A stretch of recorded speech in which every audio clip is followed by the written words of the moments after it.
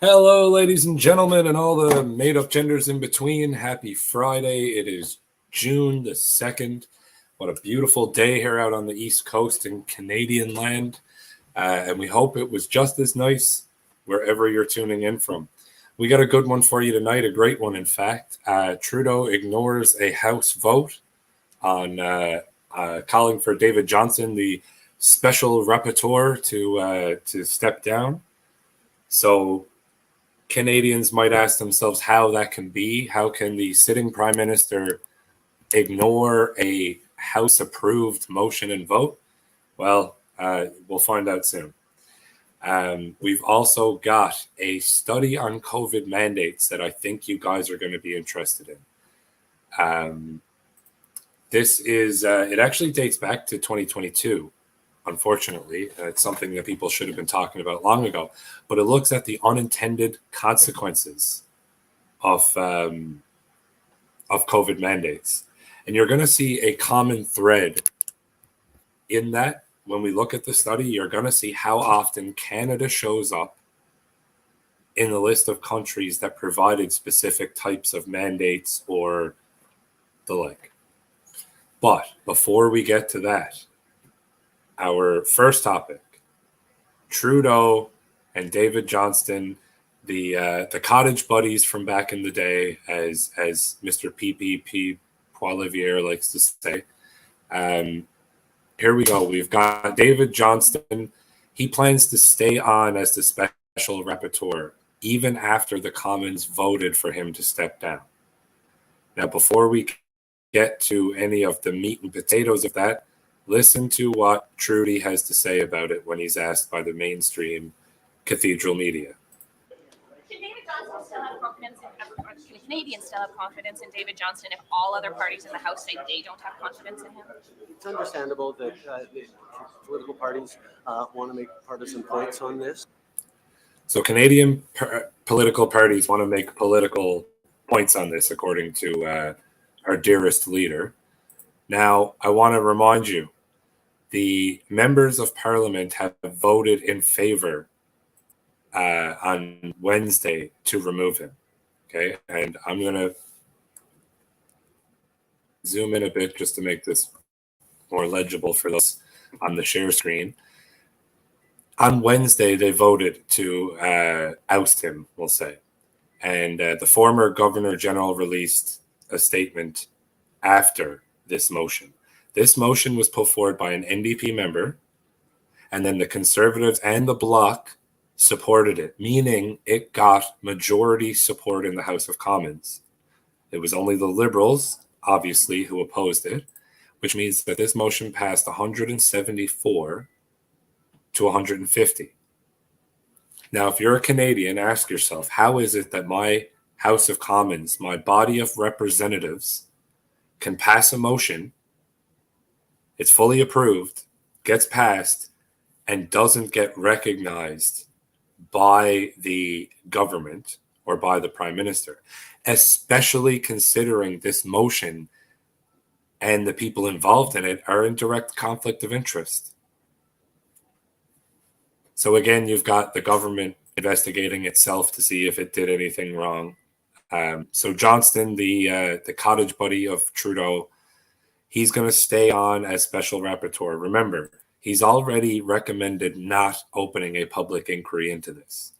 And when asked why, he stated that the nature of the sensitive information that would be disclosed with an inquiry. So obviously that means there needs to be an inquiry. Johnston's going to stay on.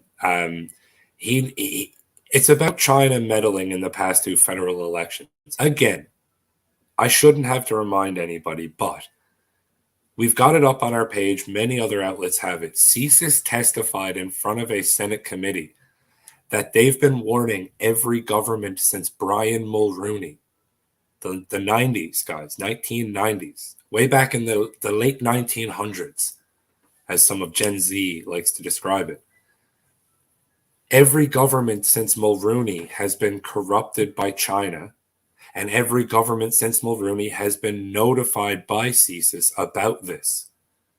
So the fact that Trudeau needs to hire anybody to look into quote unquote alleged Chinese interference is ludicrous to begin with. It's an insult to your intelligence, and it's a waste of taxpayers' dollars. But secondly, it needn't happen. It's right in front of you. CISA, it says CISA's agents have already testified to this effect.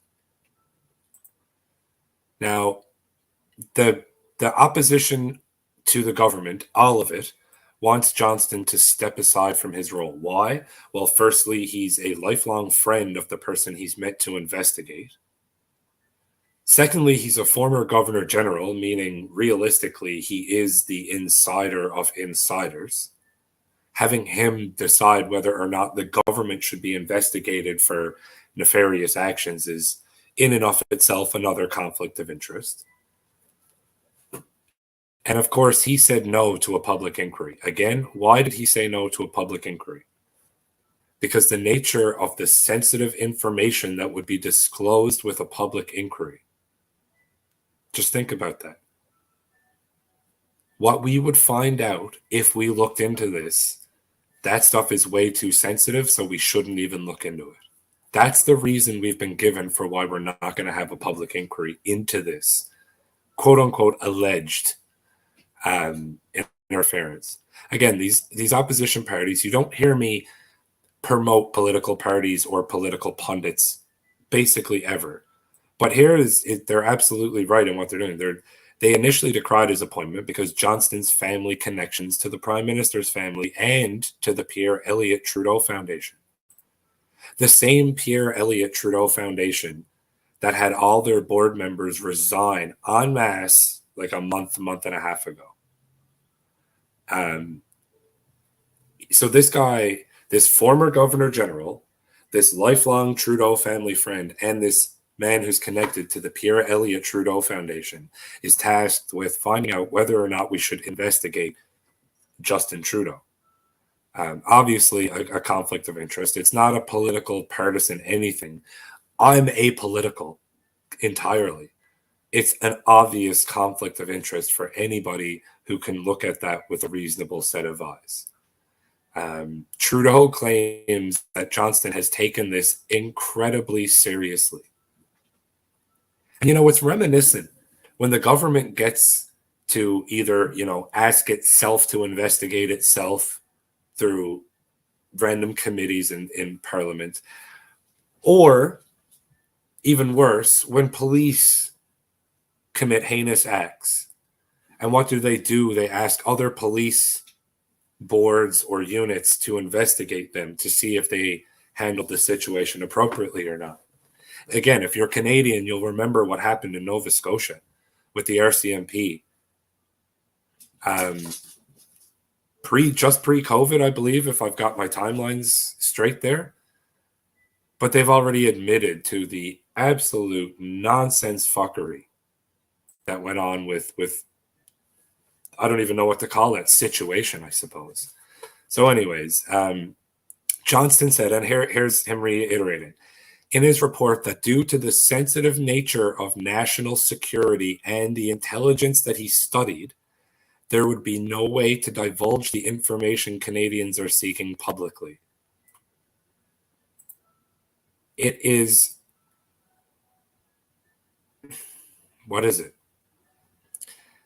Preposterous is the only real descriptor I can come up with now. And as the cathedral media really nails this point home, with this one, Trudeau is going to continue to stand with Johnston, and he's going to continue to air his support. Doesn't seem like it wants to show up here on the screen. We're just having we'll do a re-screen share there. So Trudeau is continuing to stand by David Johnston. Oh, the link is now broken. That's why it's not working. CBC and the cathedral media, they probably didn't like the response they got to their article. So that's great. That means we can wrap up our Justin Trudeau talk for right now, and we can get into some real interesting stuff. I'm going to bring you over now in a minute to the National Library of Medicine. And in the National Library of Medicine, way back in May of 2022, there was a report study published and released. And I do remember glossing over this, but I don't remember seeing the amount of striking information that I'm seeing now as I'm looking through it. And so we're going to pop it up on screen here now. And I want you guys to, we'll put these links in Rumble for you guys later, just so that in the comment section so you can go over it yourself. Because this is stuff you want to send to people, even normies in your life, guys. So again, just so we're clear, we're in the National Library of Medicine, the National Center for Biotechnology Information, NIH, the National Institute for Health. Again, the date right here, it was published online May 25th, 2022. The title of this is called The Unintended Consequences of COVID-19 Vaccine Policy. Why mandates, passports, passports and restrictions may cause more harm than good. Now, I'm going to do a little zoom to make sure these words show up as bigly as we can. Now, this is a long report, and I'll warn you, we're not going through it all, so there's no need to worry too much about that. And if you notice now in the comment section on Rumble, if you're looking, there is a StreamYard link put there. That StreamYard link is to join us backstage. If you're listening and what you're hearing has piqued your interest and you want to speak on it, by all means, jump backstage and we'll toss you on screen and you can talk to the audience just like I am, because that's what we are. NL Media is We the People Media. If it's going to be We the People Media, it has to be by the people if it's going to be for the people. So if you want to come on and have your say, there you are. Back to it. This is the abstract, and it's talking about what vaccine policies have done. This is strictly talking about COVID-19. They're going to look at 4 domains: behavioral psychology, politics and law, socioeconomics, and the integrity of science and public health. Okay. Now I'm doing a lot of scrolling. You'll notice that's simply to avoid a lot of the small talk in here. That stuff is for you guys to read. We don't have time to go over all that, and I don't want to put you guys through that, honestly. So here's the introduction, and it's talking about since 2021, when mandatory proof of vaccine policies were implemented by many governments, yada, yada, yada. Now, the first table I want you to look at here, this is interesting. Think about Canada and think about the United States, as the bulk of our viewers are going to be from those two nations. So in terms of policy or intervention, the idea of no jab, no job mandates for government employees, key workers, whatever. Look at the countries that participated: Australia, Canada, China, and it's got this whole list right here that I'll highlight, USA being the very last one. Now, the very next one is healthcare worker mandates. And again, what countries participated? Australia, Britain. Oh, look, there's Canada again. And the rest of them. United States at the end of the list one more time. Next category, internal vaccine passports to attend social events, restaurants, bars, or just generally be part of society. Again, the list of countries: Australia, Austria, Britain, Bulgaria. Oh, look, there's Canada, with the United States at the very bottom of that one as well, because again, this is just alphabetical. Next category, school-based mandates. Look at that. Canada on the list. Very first one there. And the United States, again, at the end of that list. Now we go into full country mandatory vaccinations. Canada wasn't on that one. Fortunately, at very least for Canada, the federal government doesn't have that ability here. But look at these countries here. And again, full population mandate for the elderly. There was 4 countries there. Policies have changed, but again, they had 4 key areas that they were looking at. So the 4 key areas that they looked at, they're going to have to now find types of policies that fit those 4 categories. And these are the ones they found, and these are the countries that partook in it. Notice, Canada was on almost every single one of those, Australia and Austria as well, Czech Republic as well. There's a severe lack. There's one country here that starts with an I that I don't see on any. Oh, I do see one here. Yeah, okay.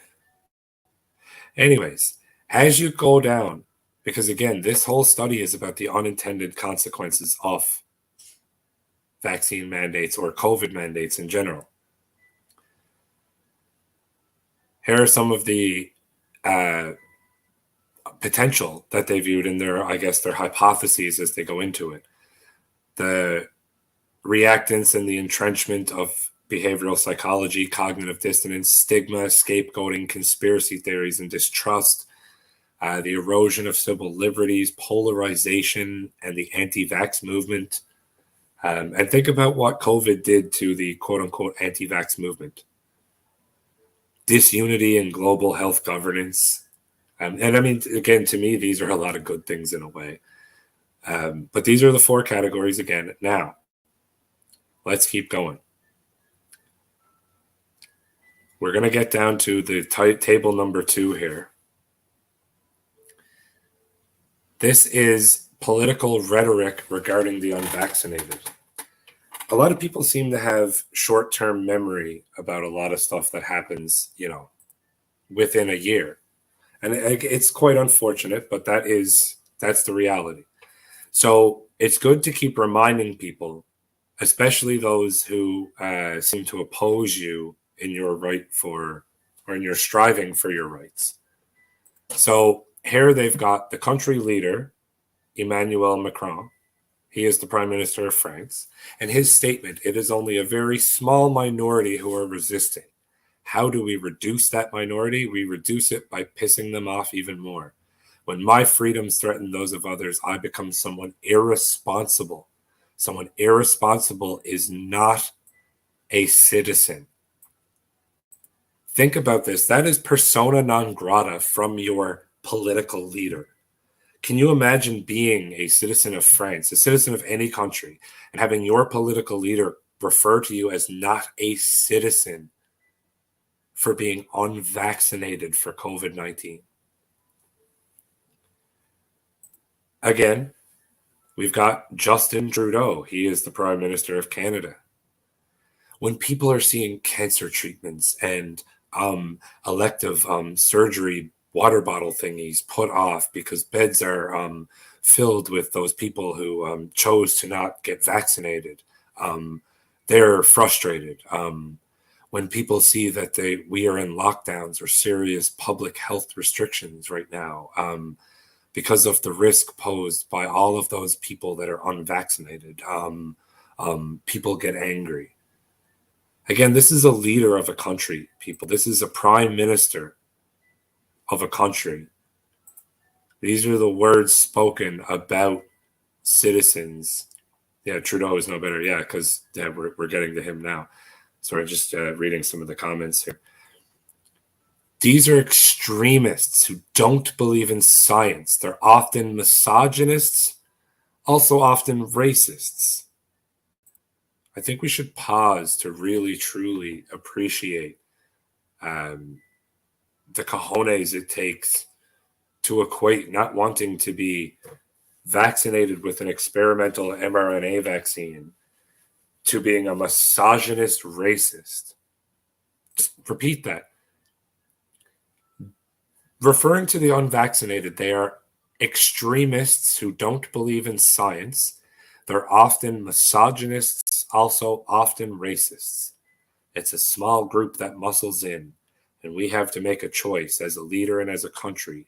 Do we tolerate these people? Do we tolerate these people? Citizens of the country that have made their own choice medically. Do we tolerate them? I'm going to propose a question to not only unvaccinated, but just to Canadians in general. Do we tolerate political leaders any longer? Should we tolerate political leaders any longer? That's something to consider. And this is just returning the same rhetoric that's been thrown at us by our own leaders. President Joe Biden. This is a pandemic of the unvaccinated. And it's caused by the fact that despite America having an unprecedented and successful vaccination program brought to you by Donald Trump, the father of the COVID vaccine, despite the fact that for almost 5 months free vaccines have been available, we still have nearly 80 million Americans who have failed to get the shot.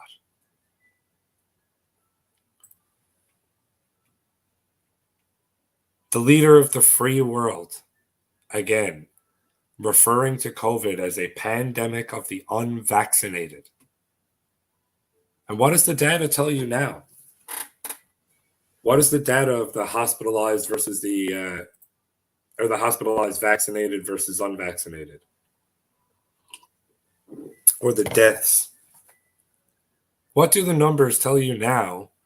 And how do you still get away with not being held responsible for these words? You've also got the Prime Minister of Australia. Again, if you're anti-mandate, you're anti-vax. If you support or champion this stuff, you're an anti-vaxxer. You can shove it. If you say pro-persuasion stuff, shove it, you're anti-vax. This, again, a territory's chief minister in Australia. Prime Minister of New Zealand. Again, the same nonsense. Tony Blair. Rodrigo Duterte of the president of the Philippines, same things. Okay. Now, we're not even halfway through this yet. And all of this is sourced throughout. It is hyperlink sourced for you to click on and look at your own sources along the way. And remember those 4 categories we were talking about earlier at the start. Excuse me. They're broken down in depth and discussed how each of those categories was affected by the mandates, the erosion of the civil liberties, the polarization, all of it. It goes back and talks about smallpox as well here. Disunity in global governments, everything that we looked at, the socioeconomic impacts, all these subcategories are broken down now. They're re-subcategorized again here for you and fully elaborated on. As we get down to something symboling a conclusion, it starts off by talking about how the adoption of new vaccination policies has provoked backlash, polarization, everything that had been covered throughout this time. The low COVID risk groups, by the way, are basically everybody who's not an old senile person with multiple comorbidities. Denying things like education, livelihood, unless they get vaccinated, especially in light of the limitations with the current vaccines, is arguably in tension with constitutional and bioethical principles, especially in liberal democracies, which is what the majority of us seem to think our political system is here in the West.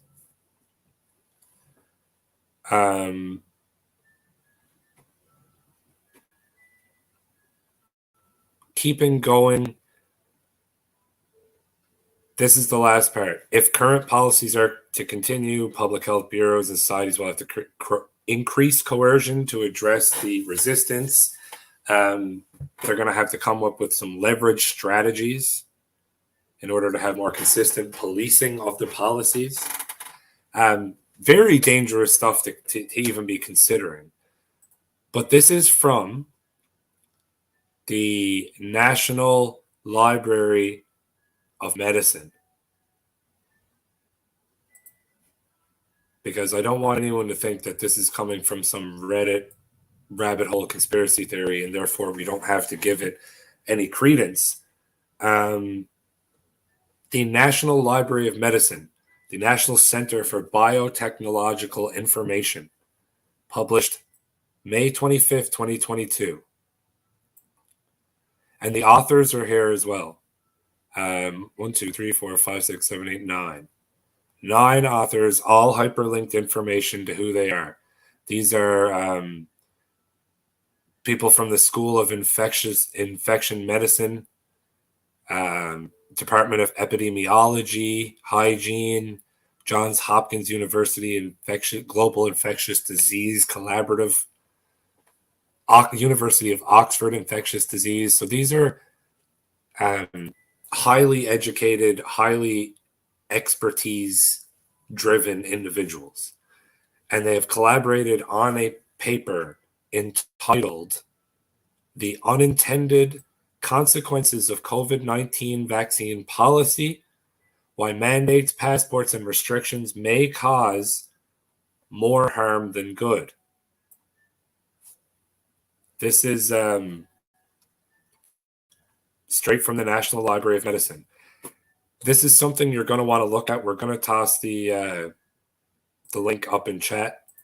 I'm going to put it here for my associate who can put it on Rumble. For anybody who wants to, oh, it's not that link. For anybody who wants to share this out, because you've got normies in your life.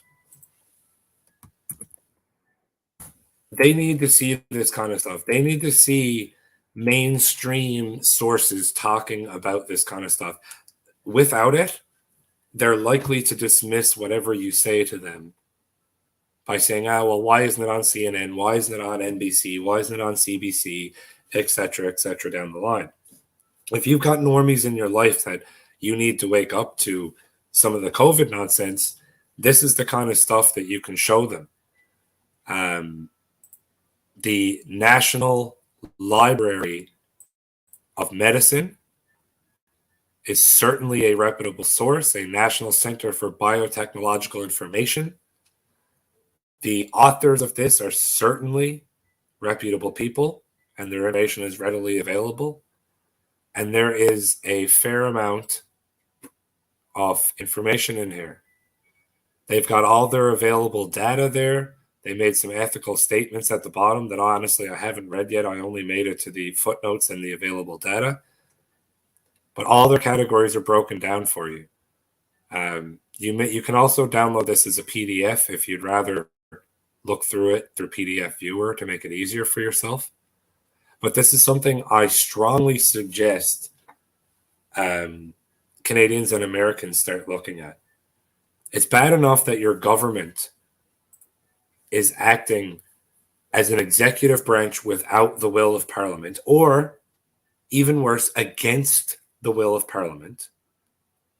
But now you've got very accredited doctors authoring studies about the very mandates we've been fighting for 2.5 years.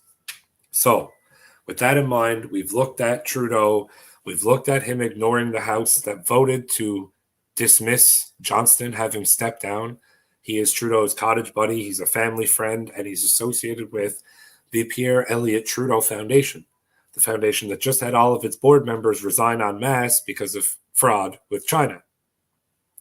Now, David Johnston has decided there is no need for a public inquiry. Why?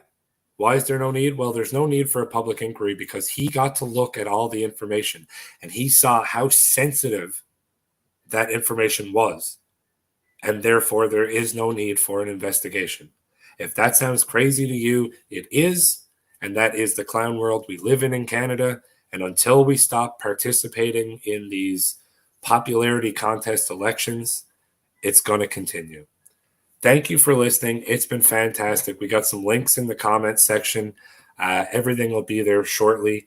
And look for us again. Check us out on Twitter at NLmedia11. And look for us on Facebook. We've got a page, NL Media. And make sure you follow us on Rumble and give us a like there as well. We're trying to build up Rumble so we don't have to depend on this YouTube, Facebook garbage with all the censorship and backup accounts. So that's that. Before I leave, guys, as always, you people, you